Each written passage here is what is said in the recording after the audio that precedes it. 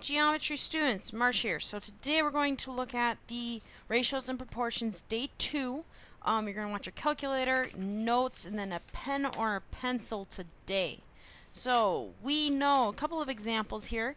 We know the ratio of BC to DC is 2 to 9.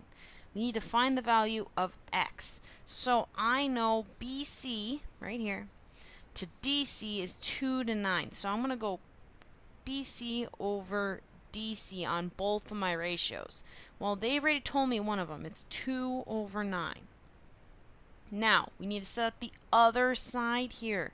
So we know it needs to be BC over DC. Well, they gave us measurements. So we got x over 30. So x over 30.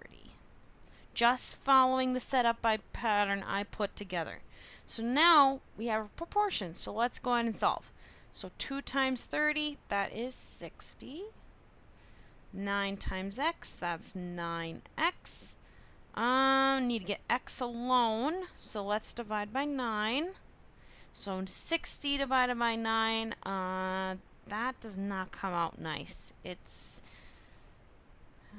if I solve that, it would be 20 over 3 for a fraction, because I can divide them both by 3.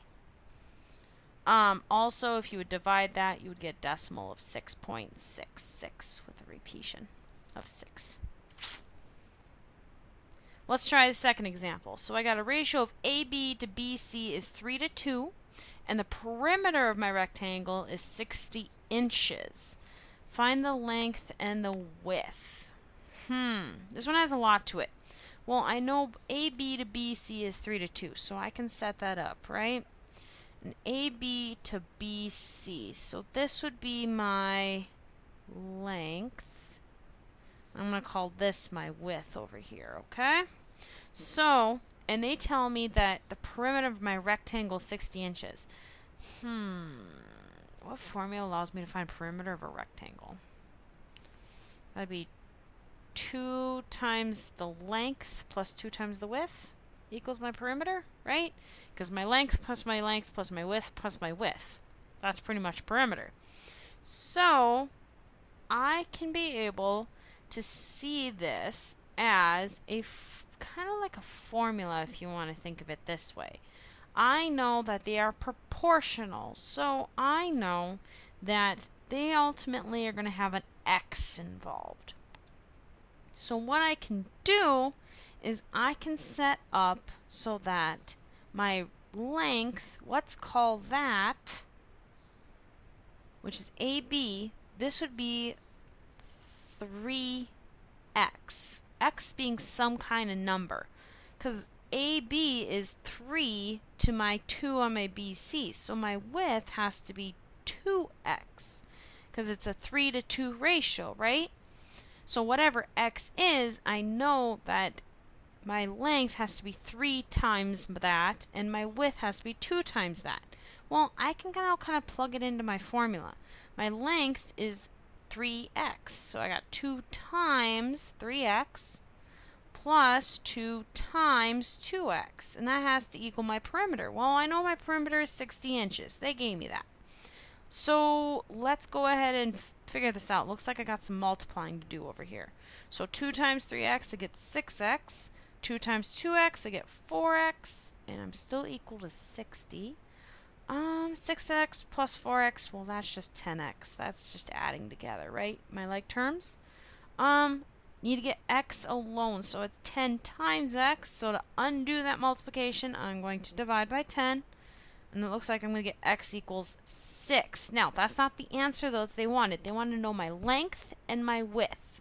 Well, I have that labeled. Now that x is 6, I know that my length would be 3 times 6. So my length is 18 inches, because that was my label. And my width is 2 times my x, so that would be 2 times 6, which is 12 inches. So those are my two answers. 18 inches for my length, 12 inches for my width. Let's try another one here. So the ratio of my length to my width is 4 to 3, and the area is 48 square units. What is the length and width? So same thing kind of idea. I know my width is going to be this guy.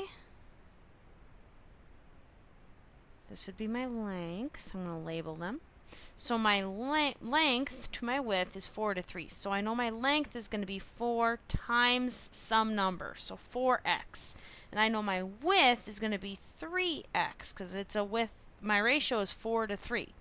And I have an area of a rectangle. I believe that's base times height, or just length times width, right? Area equals length times width. And I know my area is 48, so 48. My length, we found that to be 4x. And my width is 3x. So it looks like I got some multiplication to do here. So I got 48 equals 4 times 3, that's 12. And then I have two x's multiplied each other, so that's x squared. Looks like I need to solve for x squared this time. So let's divide by 12. And I'm going to get 4 equals x squared. How do I undo x squared? Do you remember when we took a square root in Algebra 1 last year? Right? To get x alone. So square root 4, that's 2 equals x. So x is 2. Now, that's not what they wanted, though. They want to know the length and the width. So we need to plug it into our formulas. So 4 times x, which is 2. So 8 is my length, and it looks like they're just talking units this time. They can give us a nice, like, inches or something. And I know my width is 3x, so that would be 3 times 2. So that would be 6 units. Those would be my two answers. And the last problem of the night. So the angles in this triangle are in the extended ratio of 4 to 3 to 11. What does it mean by extended ratio? Well, what that means is that there's more pieces to the pie than just two things going on. What are the angles? What are the measurements? So I know that it's just going to be with an x again, right? So let's say that this angle right here is 4 times x. Let's say this angle is 3 times x, and let's say this angle is 11 times x, some number. So we know all these angles from our triangle knowledge is equal to 180 when I add them up, right? So I know 4x plus 3x plus 11x has to equal 180. So then what I'm going to do is let's add all of our x's. So 4x plus 3x plus 11x, that is 18x equals 180. Looks like I gotta divide by 18 to get my x alone. So I get x equals 10. Now, they're not looking for what x is equal though. They want to know what are my angle measures. So we gotta plug them in. So 4 times 10, that's 40. I get 11 times 10, that is 110, and 3 times 10, which is 30. So I'm going to write my stuff out here. I got a 40 degrees, I got 30 degrees, and I got 110 degrees in my triangle. And that's the end of this video. See you later, Sabers.